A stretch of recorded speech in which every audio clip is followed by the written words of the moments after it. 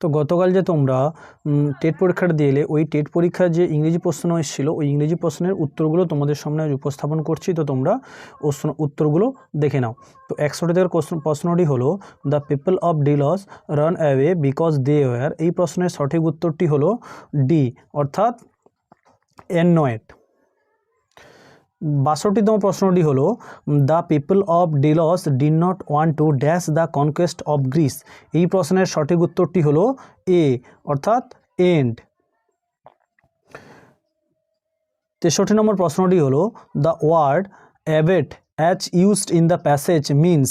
এই প্রশ্নের সঠিক উত্তরটি হলো সি অর্থাৎ অ্যাসিস্ট। তোমরা দেখতেই পাচ্ছ অ্যাসিস্ট হচ্ছে এই প্রশ্নের সঠিক উত্তর। 64তম প্রশ্নটি হলো Athens had dash the other Greek city state against the Persian. এই প্রশ্নের সঠিক উত্তরটি হলো সি অর্থাৎ ইনভারনেন্ট অফ হাফ।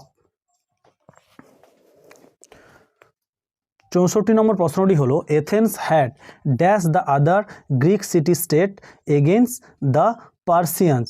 এই প্রশ্নটির সঠিক উত্তরটি হলো সি অর্থাৎ ইন্টারভেন্ড অন বিহাফ অফ। এটা হচ্ছে সঠিক উত্তর সি।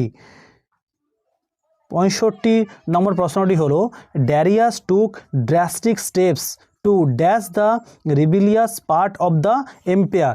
65 নম্বর প্রশ্নের উত্তরটি হলো ডি অর্থাৎ কাম।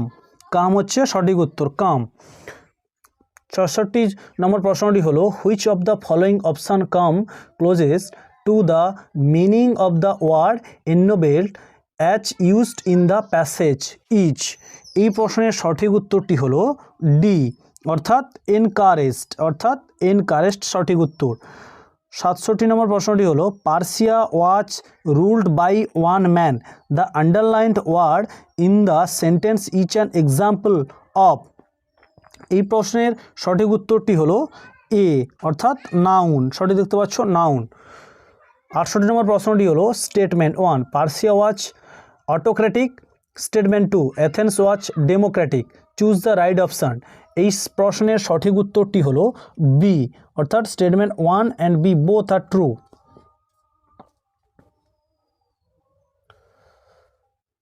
তো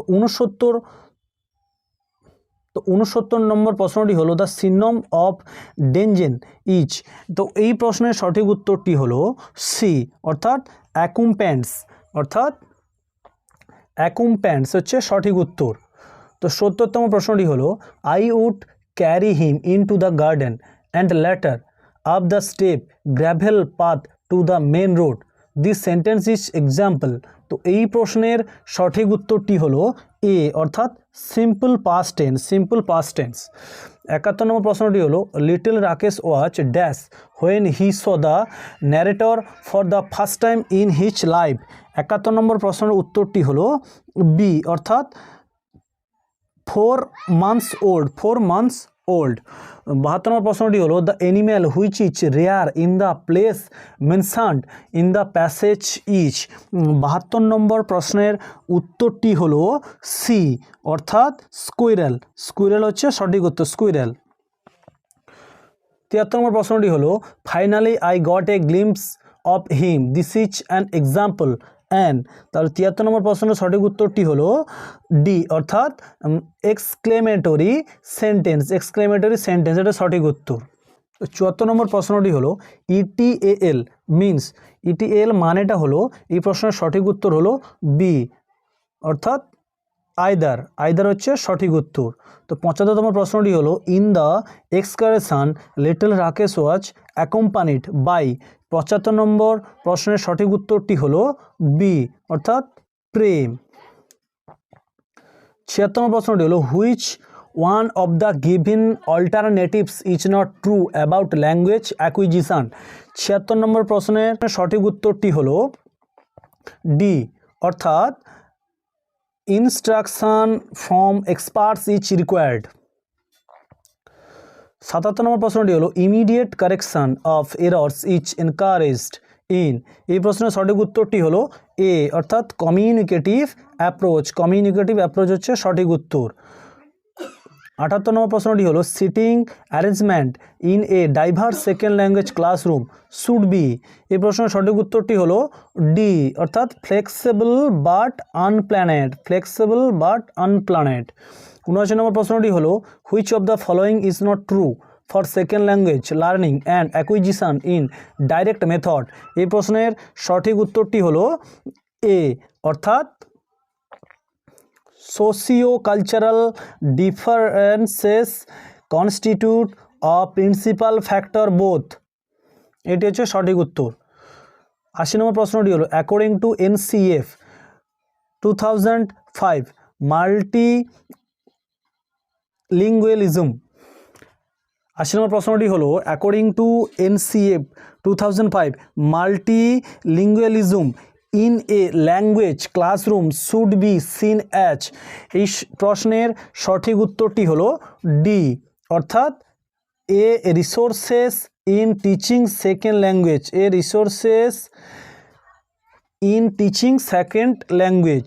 81 নম্বর প্রশ্নটি হলো which of the following is the principal of teaching grammar in a second language classroom. এই প্রশ্নের সঠিক উত্তরটি হলো এ, অর্থাৎ learners should be tough only the aspects relevant for communication. তাহলে এ হচ্ছে সঠিক উত্তর, এই হচ্ছে সঠিক উত্তর।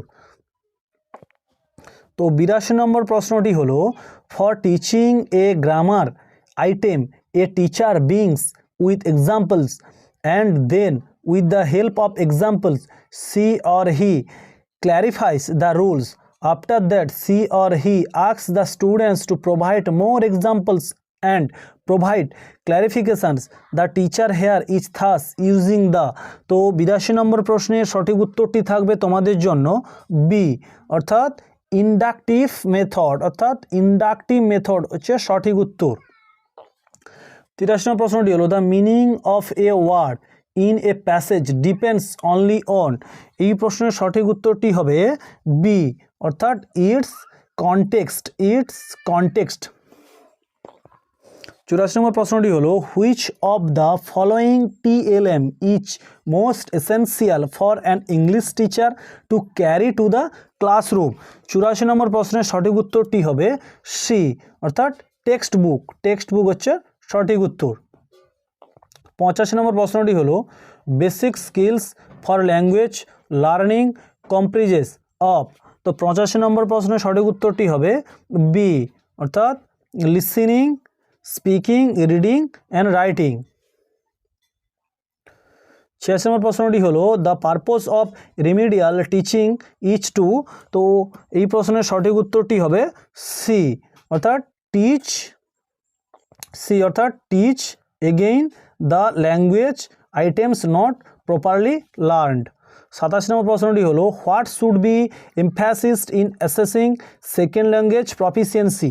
তো 87 নম্বর প্রশ্নের সঠিক উত্তরটি হবে সি, অর্থাৎ ability to use second language in different context. 88 নম্বর প্রশ্নটি হলো which of the following is not a principal for second language teaching.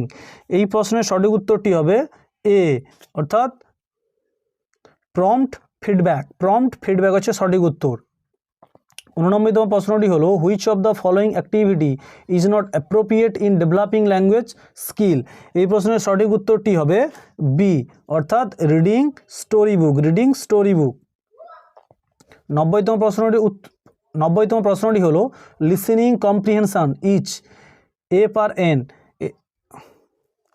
90তম প্রশ্নটি হলো listening comprehension is a par N. এই প্রশ্নের সঠিক উত্তরটি হলো সি, অর্থাৎ প্রোডাক্টিভ স্কিলস, প্রোডাক্টিভ স্কিল।